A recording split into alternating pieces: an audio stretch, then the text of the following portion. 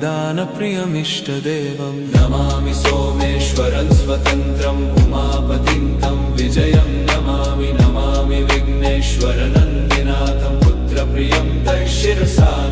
नमामि देवं भवदुःखशोकविनाशनं चन्द्रधरं नमामि नमामि गङ्गाधरमीशमीड्यमुमाधगं देववरं नमामि नमाम्यजादिशपुरन्दरादिसुरासुरैरचितपादपद्मं नमामि देवी मुखवादनानैक्षार्थमक्षित्रितयं यैष पञ्चामृतैर्गन्धसुधूपदीपैर्विचित्रपुष्पैर्विधैश्च मन्त्रैः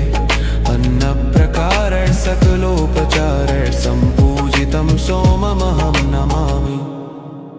नमामि शम्भुं पुरुषं पुराण नमामि शरणं